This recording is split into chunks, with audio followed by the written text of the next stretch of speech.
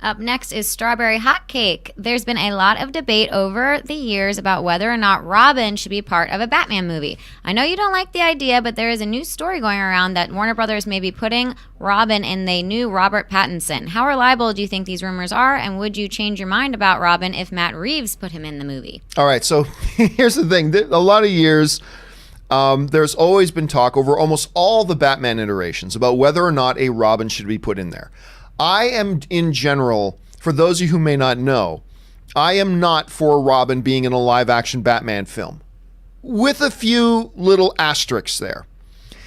I'd be okay with a Robin being in a live-action Batman movie if you seriously change the Robin kind of character and story. Mm-hmm. Do not have him as a 10, 11, or 12-year-old boy with a stick that a grown adult man is bringing into gunfights with mobsters. That is called child abuse. Anyway, make it so he's 19, 20-year-old young guy that he brings in under his wing. You do that, I'm okay with it. I still don't think it's a great idea, but I'd be okay with it. The thing that I'm against is not Robin in general, not at all. I mean, I like all the Robins from, obviously Dick Grayson, Jason Todd, Tim, all the way down the gambit. Bruce's own son, Damian. I'm fine with the Robin characters in print and in animation. That's great. But the way they've done Batman in the live action big screen, it would feel completely out of place to have a 10-year-old, 11-year-old, 12-year-old, non-super powered little kid with a stick running around. Mm-hmm. You make some changes. Yeah, I think it's open for discussion.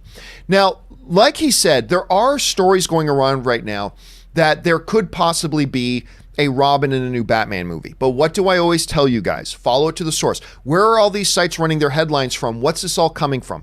When you follow the source of this, what this story and these rumors going around that we're going to see a Robin in the Robert Pattinson Batman incarnation, it comes from Forbes, which is a really good site, but they're kind of taking what Forbes said out of context. Here's the exact line and the full extent of what Forbes said in their report, okay?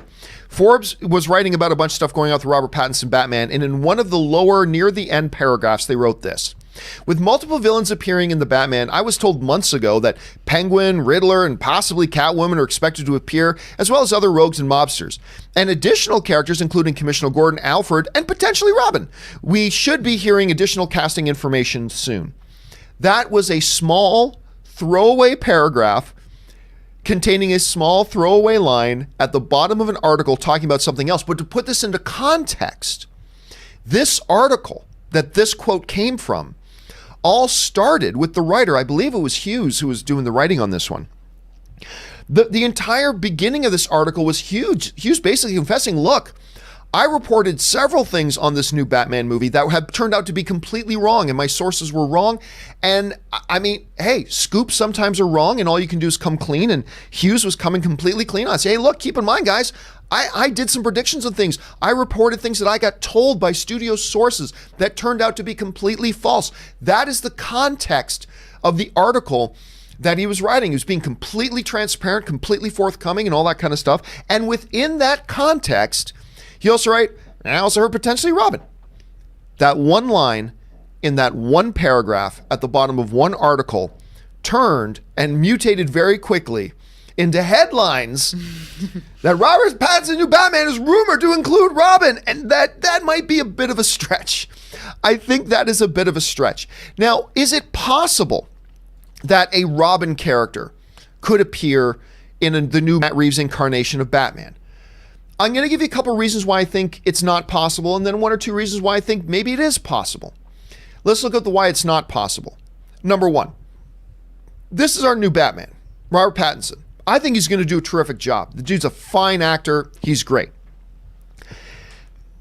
But he's going to be a younger Batman than the Ben Affleck Batman. Mm-hmm. He's roughly the same age as the Christian Bale Batman. He's actually a little bit older than Christian Bale was when Christian Bale started as Batman.